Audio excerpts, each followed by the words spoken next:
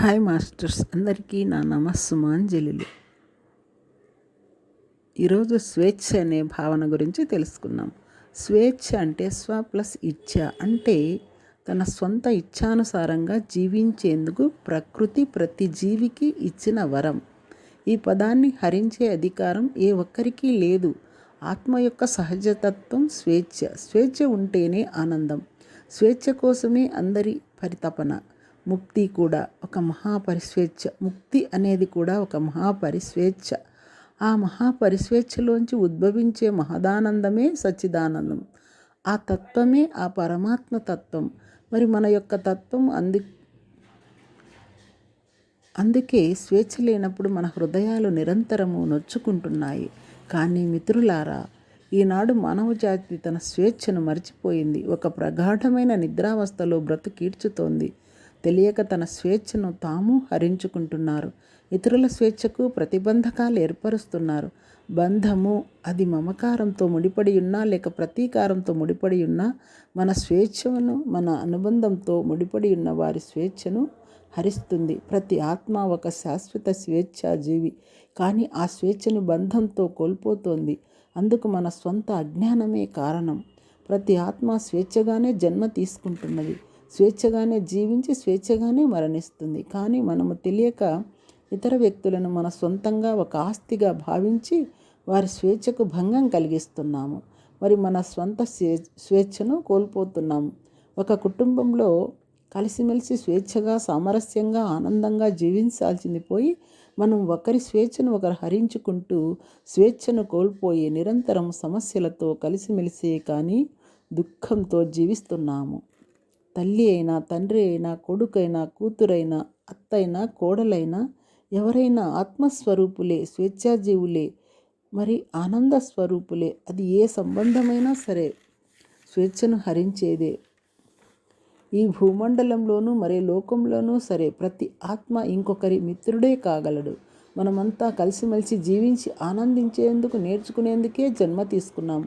ఒకే కుటుంబంలో ఉన్న మనము, ఒకే ఆఫీసులో ఉంటే మనమంతా, ఒక సమాజంలో ఉండే మనమంతా, ఒకే లోకంలో ఉండే మనమంతా మిత్రులుగా స్వేచ్ఛగా విలసిల్లాలి. కానీ ఈనాడు మనం ఇతరులను తీర్మానించుతాము. తప్పొప్పులు, మంచి చెడులు, పాపపుణ్యాలు అన్నీ ఆరా తీస్తాము. ఇతరుల ప్రవర్తన తీరుని తీర్పునిస్తాము. మనమల్ని కూడా మనం తీర్మానించుకుంటాము. ద్వంద్వాలను విడదీసి చూసుకుంటాము. మన ప్రవర్తనను ఎడతెరిపి లేకుండా తీర్పులు ఇచ్చుకుంటాము. మరి ఇతరుల ప్రవర్తనను ఎడతెరిపి లేకుండా తీర్పులు ఇచ్చుకుంటుంటాము. ఇదంతా అజ్ఞానమే. దైవ సృష్టిలో అంతా పవిత్రమే, దివ్యత్వమే, పరిపూర్ణమే, సంపూర్ణమే. అందువలన ఈ దైవిక సృష్టిలోనున్న మనం కూడా అంతా పవిత్రమే, ఇతరులు కూడా అంతా పవిత్రులే.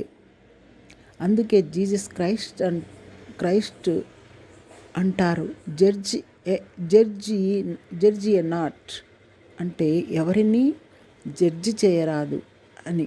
ఉన్నది ఉన్నట్లుగా చూడు. నిన్ను నీవు, ఇతరుల్ని, ఇతర జీవరాశుల్ని, సమస్త సృష్టిని ఉన్నది ఉన్నట్లుగా చూడు. ఆ సహజత్వమే దైవత్వము, మరి సత్యము. ఈనాడు ప్రపంచంలో చాలామంది వ్యక్తులు మరి కుటుంబాలు ఎదుర్కొంటున్న సమస్యలు సంబంధ బాంధవ్యాలకు సంబంధించిన సమస్యలు. ఈ సంబంధ బాంధవ్యాలలో సమస్యలకు మూలం తమ స్వేచ్ఛను తాను కోల్పోవడం, మరి ఇతరుల స్వేచ్ఛను హరించడమే. అందుకే మన సంబంధ బాంధవ్యాలలో సామరస్యం లోపించింది. ప్రతి ఆత్మ తన స్వంత స్థితిలో ఆత్మ పరిణామ క్రమంలో ఉంటుంది. ఒకే కుటుంబంలో ఉన్న వ్యక్తులకు వివిధ చైతన్య, జ్ఞాన, ఎరుక స్థాయిలలో ఉంటారు. ఒకరి స్వేచ్ఛను ఒకరు హరించుకుంటే ప్రగతి కుంటుబడుతుంది. ఎంత స్వేచ్ఛ ఉంటే అంత ప్రగతి సాధ్యమవుతుంది. అడవిలో పెరిగే తీగ స్వేచ్ఛగా అన్ని దిశల్లో వ్యాపించి పెరగగలుగుతుంది. మరి పార్కులో పెరిగే మొక్క అన్ని దిశలా కత్తిరించబడి మోటుల్లాగా ఎదుగుతుంది. మనమంతా అడవిలోని ఆ స్వేచ్ఛా తీగల్లాంటి వారమే. మనమంతా మన అభిప్రాయాల్ని మన భార్యాబిడ్డలపై, మిత్రులపై రుద్ది వారు మనకు ఇష్టం వచ్చినట్లుగా ఉండాలని కండిషన్స్ పెడతాము. వారుండేది వారుగా ఉండటానికి, మనకు అనుగుణంగా ఉండటానికి కాదు. మనం మన అభిప్రాయాలను పెట్టి వారిపై అలా ఆంక్షలు పెడితే వారికి ఉంటాయి అభిప్రాయాలు, వారు పెడతారు ఆంక్షలు. ఇలా వెళితే సమస్యలు తెగవు. అభిప్రాయాలే సత్యాలని భావిస్తుంటారు కొందరు. అభిప్రాయం వ్యక్తిగతమైనది.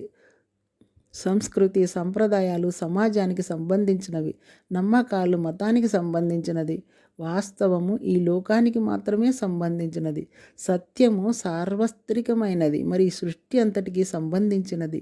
అభిప్రాయాలకే, వాస్తవాలకి, సంస్కృతి సాంప్రదాయాలకి, నమ్మకాలకే పరిమితమైపోతే దుఃఖమే, సత్యముతో ఉంటే స్వర్గమే, మరి సదా ఆనందమే.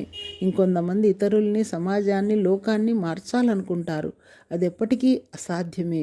ఒక వ్యక్తి తన వేరొక్కరిని మార్చలేడు. తన్ను తాను తప్ప వేరొక్కరిని మార్చలేడు. ఎందుకంటే మార్పు అనేది పూర్తిగా వ్యక్తిగతమైనది. మన చేతుల్లో మనం మాత్రమే ఉంటాము. ఇతరులు మన చేతుల్లో లేరు. మనం మారేందుకు ప్రయత్నించాలి. ఇతరుల్ని మార్చాలి అని ప్రయత్నించటం అంటే మనం మారడాన్ని ఆ వంకతో వాయిదా వేయడం మాత్రమే అవుతుంది.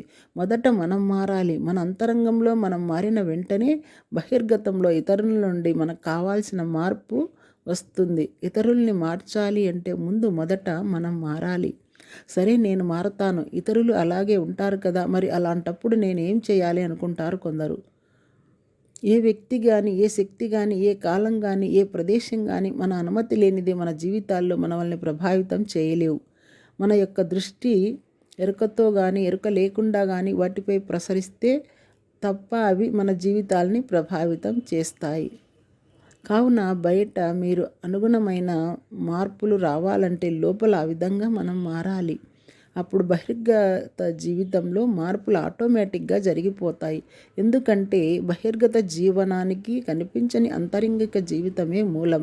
ఎలాగంటే చెట్టు కనపడుతుంది కానీ వేర్లు కనపడవు. అలాగే గ్రహాలు, నక్షత్రాలు, గెలాక్సీలు, సమస్త సృష్టి కనపడుతుంది కానీ ఈ సృష్టి నడిపే ఆ విశ్వశక్తి మనకు కనపడదు. అలాగే శరీరం కనిపిస్తుంది, దాన్ని చెలింపజేసే ఆత్మ కనపడదు. గమనిస్తే కనిపించే వాటిని నడిపించేది కనపడినదే అయి ఉంటుంది. దృశ్యం అదృశ్యమతే నడపబడుచున్నది. అందుకే జీవితంలో కావున బయట వ్యక్తులు మారాలి, సమాజం మారాలి, లోకం మారాలి అని వాపోవటం కన్నా మన అంతరంగంలోనికి తొంగి చూసుకొని మన అంతరంగాన్ని శుద్ధి గావించుకుంటే బహిర్గత జీవితంలో మనకు స్పష్టత సాధ్యపడుతుంది. బయట వ్యక్తులతో సంబంధ బాంధవ్యాలు సరిపడాలంటే మొదట మనతో మనకు సంబంధం చక్కబడాలి. మనం ఎంత స్వేచ్ఛను మన అంతరంగంలో ఏర్పరచుకుంటే పొందితే ఇతరులకు అంతే స్వేచ్ఛను ప్రసాదించగలం.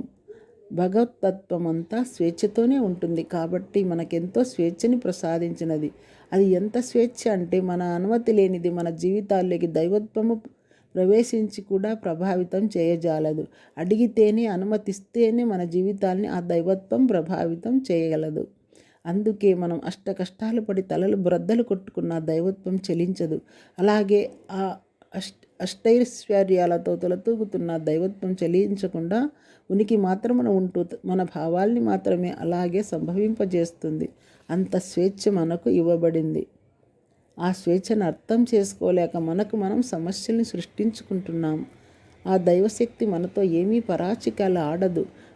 మనం నష్టం కలిగే విధంగా ఆలోచిస్తున్నా, మాట్లాడుతున్నా, భావిస్తున్నా అది కేవలం ప్రబోధించగలదు మాత్రమే కానీ మనల్ని అర్థం చేసుకుని తన ప్రకృతి నియమాల్ని మార్చుకునేందుకు ప్రయత్నించదు.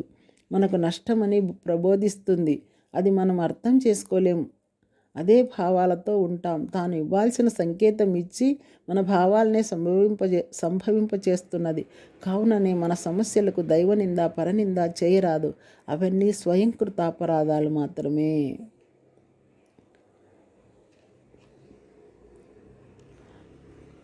కావున ఎవరిని వారుగా వారిని వదిలిపెట్టేసి మనంగా ఉండిపోయి ఎక్కడిదక్కడ అన్నింటినీ వదిలిపెట్టేసి ఆ క్షణంలో మనం స్వేచ్ఛగా జీవించడమే నిజమైన స్వేచ్ఛ.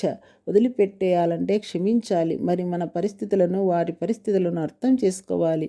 గతాన్ని పూర్తిగా క్షమించి వదిలిపెట్టేయాలి. ఈనాటి మానవుడు ఇతర మానవుల స్వేచ్ఛను హరించుటయే కాకుండా జంతుజాతి, వృక్షజాతి లాంటి ఇతర జీవరాశి యొక్క స్వేచ్ఛను కూడా హరిస్తున్నాడు. జంతువులను బంధిస్తున్నాడు, జంతువులను భక్షిస్తున్నాడు, వృక్షాలను అర్ధాంతరంగా నరికేస్తున్నాడు, అడవులను అంతరింపజేస్తున్నాడు, పశుభక్షాదులను తన వినోదం కోసము, జిహ్వ శాపల్యం కోసము బలిగొంటున్నాడు. ఇదెంతవరకు సమంజసం? వాటికి లేదా స్వేచ్ఛ?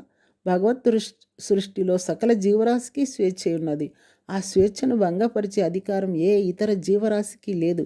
ఒకవేళ అలా చేస్తే అది కర్మ అయి తీరుతుంది. అంతకన్నా అనుభవించాల్సి ఉంటుంది. చేసుకున్న వారికి చేసుకున్నంత, అది పుణ్యమైనా పాపమైనా లేదా ధ్యానమైనా. స్వేచ్ఛ ఉంటేనే సామరస్యం, ఆనందం సాధ్యం. ఇంకొంతమంది తమకన్నా శారీరకంగా కానీ, మానసికంగా కానీ, ఆర్థికంగా కానీ తక్కువ స్థాయిలో ఉన్నవారి స్వేచ్ఛను హరించి అది తమ గొప్పగా, తమ విజయంగా భావిస్తుంటారు. ఇది అహంకారం తప్ప ఇంకొకటి కాదు. జంతువులు, పిల్లలు, స్త్రీలు ఎదురు తిరగలేదని కొందరు వారిపై తమ ప్రతాపం చూపిస్తుంటారు. ఈనాడైతే కొందరు స్త్రీలు కూడా ఇలా ప్రవర్తించడం ఆశ్చర్యకరం. ఒక్కసారి ఊహించుకోండి. జంతువులు, పక్షులు, సముద్రజీవులు, వృక్షాలు, మానవులు అందరూ తమ హృదయానుగుణంగా స్వేచ్ఛగా ఒకరికొకరు అవరోధం లేకుండా సామరస్యంతో జీవించటాన్ని ఊహించుకోండి. ఆ ఊహే ఎంత ఆనందాన్ని కలిగించేదిగా ఉన్నదో కదా. కావున మిత్రులారా, స్వేచ్ఛగా జీవిద్దాం, మరి అంతే స్వేచ్ఛగా జీవించనిద్దాం. Thank you.